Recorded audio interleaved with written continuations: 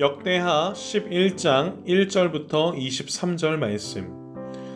르호보암은 예루살렘에 이르러 가장 뛰어난 군인 18만 명을 모았습니다.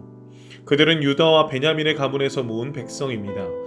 르호보암은 이스라엘 백성과 싸워 자기 나라를 되찾으려 했습니다. 그러나 여호와께서 하나님의 사람 스마야에게 말씀하셨습니다. 스마야야, 유다 왕 솔로몬의 아들 르호보암에게 전하여라. 그리고 유다와 베냐민에 사는 모든 이스라엘 백성에게 이렇게 전하여라. 너희는 너희 형제인 이스라엘 백성과 싸우지 말고 모두 집으로 돌아가거라. 이 모든 일은 내가 일으킨 것이다. 그러자 르호보암 왕과 그의 군대는 여호와의 명령에 복종했습니다. 그들은 여로보암을 치러 가지 않고 돌아섰습니다. 르호보암은 예루살렘에 살면서 유다의 여러 성을 요새로 만들었습니다. 그는 베들레헴과 에담과 드고아와 벳술과 소고와 아둘람과 가두와 마레사와 십과 아도라임과 라기스와 아세가와 소라와 아얄론과 헤브론 성을 새로 쌓았습니다. 이 성들은 르호보암이 유다와 베냐민에 건설한 요새입니다. 르호보암은 그 성들을 요새로 만든 다음 그곳에 주의관을 두었습니다. 그리고 음식과 기름과 포도주를 쌓아 두었습니다. 그리고 르호보암은 모든 성에 방패와 창을 두어 그 성들을 강하게 만들었습니다. 르호보암은 유다와 베냐민의 모든 성에 사는 백성을 자기 밑에 두고 다스렸습니다. 이스라엘 모든 땅의 제사장과 레위 사람들이 르호보암에게 왔습니다. 레위 사람들은 목초지와 밭까지 버리고 유다와 예루살렘으로 왔습니다. 왜냐하면 그들이 여호와를 섬기는 제사장으로 일하는 것을 여로보암과 그의 아들들이 막았기 때문입니다. 여로보암은 자기 마음대로 제사장을 뽑았습니다. 그리고 그들에게 자기가 만든 염소 우상과 소 우상을 섬기게 했습니다. 이스라엘 모든 지파에는 이스라엘의 하나님이신 여호와를 섬기려 하는 사람들이 있었습니다. 그들은 여호와께 제사를 드리러 레위 사람들과 함께 예루살렘으로 가곤 했습니다.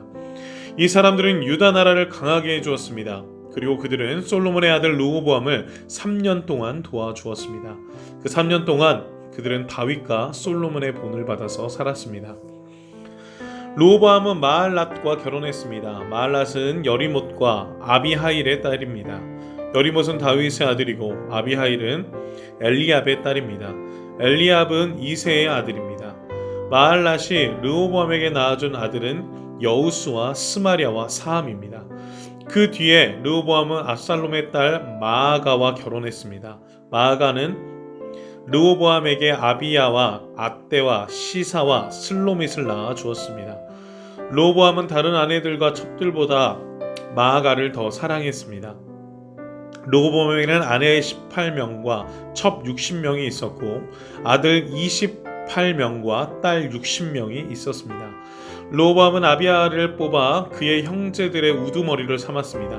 그것은 아비야를 왕으로 세우려 했기 때문입니다. 르호보암은 지혜롭게 행동했습니다. 그는 자기 아들들을 유다와 베냐민의 모든 지역으로 보냈습니다. 그는 모든 요새에 자기 아들들을 보냈습니다. 그리고 그들에게 양식을 넉넉하게 주었고 아내들도 얻어 주었습니다. 본장에서는 여로보암의 반역 이후 남유다를 이끌고 있는 르호보암의 처음 3년간의 통치를 다루고 있습니다. 르호보암은 반란이 일어나자 유다로 돌아갑니다. 그리고 전열을 정비하고 북이스라엘을 그 여로보암을 향해 반격을 하기 위해서 전쟁 준비를 합니다. 그래서 유다와 베냐민 지파의 병력 18만 명을 모아서 전면전을 하기 위해서 준비를 합니다. 그러나 그때 하나님의 선지자인 스마야에게 하나님께서 임하셔서 말씀하십니다. 형제끼리 싸우지 말라. 하나님이 저지하시는 모습이 오늘 본문 3절과 4절 말씀을 통해서 말씀하고 있습니다. 그리고 유다와 베냐민의 모든 백성들에게 이렇게 전하면서 싸우지 말 것에 대해서 하나님께서는 이 스마야라는 그 선지자를 통해서 말씀하는데요. 그 가운데 오늘 4절 말씀을 보니까 이 모든 일은 내가 일으킨 것이다 라고 하나님의 주권을 이야기합니다. 그리고 모두 집으로 돌아가라는 하나님의 주권의 말씀 속에 르호보암 왕과 그의 군대가 여호와 하나님의 명령에 복종하며 여로보암을 공격하지 않고 집으로 각자 다 돌아갑니다. 그 이후 하나님의 말씀에 순종한 그 남유다 백성들에게 하나님께서 이 르호보암을 통해 더욱더 이 남유다가 더욱더 유다를 방백하는 성읍 15개를 건축하게 하십니다.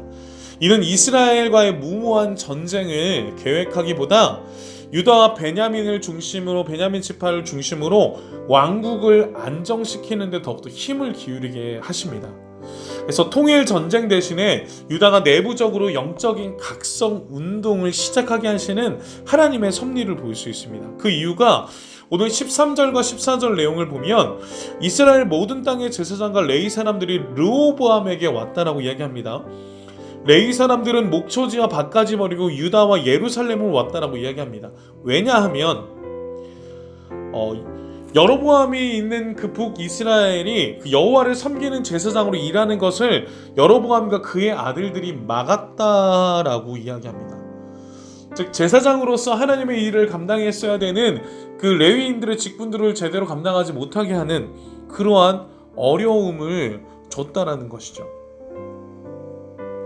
그러한 부분들 속에 자신들의 우상들을 막 만들게 하고 제사장들을 마음대로 막 세우는 그러한 여로보암의 잘못된 행동들로 인해서 그 신앙이 있는, 믿음이 있는 그 제사장들과 그 레위인들과 그 예배자들이 다시 이 남유다로 오게 되는 과정을 오늘 본문에서 설명하고 있는 겁니다.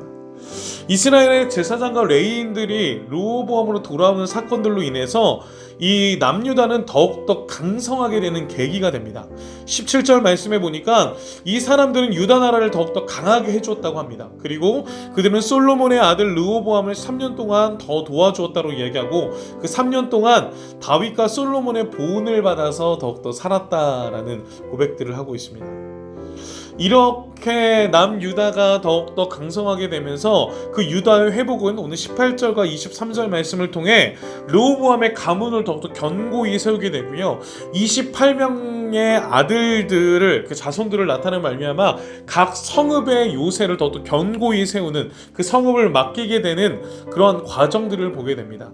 그래서 더욱더 무너져가는 것 같은 남유다 북이스라엘 나눠져 가면서 이 남유다가 흔들리는 모습을 보았지만 다시금 하나님께서 견고히 세우시는 하나님의 은혜였음을 우리가 보게 됩니다. 이 모든 것이 하나님의 뜻과 하나님의 계획이라는 걸 보게 되는데 우리가 열왕기상 11장 36절에 보면 솔로몬의 아들들에게는 한 지파를 남겨주어 계속 다스리게 할 것이다. 그래서 내가 내 이름을 두려고 선택한 성 예루살렘에서 다윗의 후손이 계속해서 나라를 다스릴 수 있게 하겠다라고 열왕기상에서는 이미 벌써 말씀하셨던 그 하나님의 계획이 계속해서 이루어지고 있는 모습을 우리가 살펴볼 수 있습니다. 남유다와 북이스라엘 전쟁을 했다라면 어느 나라가마다 형제끼리 서로 투쟁하고 분열하고 더욱더 어려워졌었을 텐데 하나님께서는 그 전쟁을 막으시고 하나님의 약속처럼 다시금 한 나라를 다 세워나가시는 하나님의 놀라운 계획을 우리가 함께 볼 수 있습니다. 우리는 이 오늘 말씀을 통해서 우리가 좀 집중해서 생각해 봐야 될 거는 민족의 생명과 부와 명예는 하나님의 손에 달려있다는 거예요.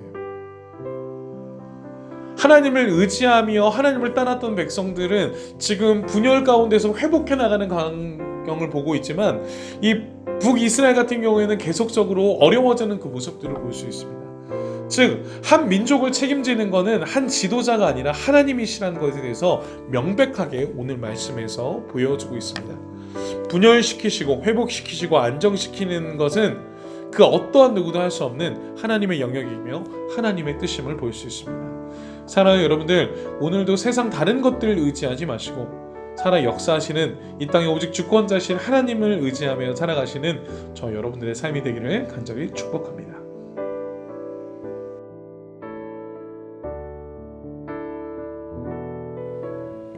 오늘 본문이 잘 이해되셨나요? 말씀을 천천히 다시 묵상해 보시고 질문에 대답해 보아요. 첫 번째, 본문에서 하나님은 어떤 분이신가요? 제목을 정하듯 한 문장으로 정리해 보세요. 두 번째, 느낀 점을 적어 봅시다. 본문에서 느낀 점을 자유롭게 적어주세요. 세 번째, 적용을 구체적으로 해봅시다. 다짐이 아니라 실천 가능한 삶의 적용을 구체적으로 적어보세요. 네 번째, 기도 제목을 적고 기도해요. 묵상을 통해 삶의 변화를 위한 기도 제목을 적어보세요. 오늘도 말씀과 함께 하루를 시작하고 마무리하는 말씀의 세대가 되어요. 예수로 차지 10미닛이었습니다. 감사합니다.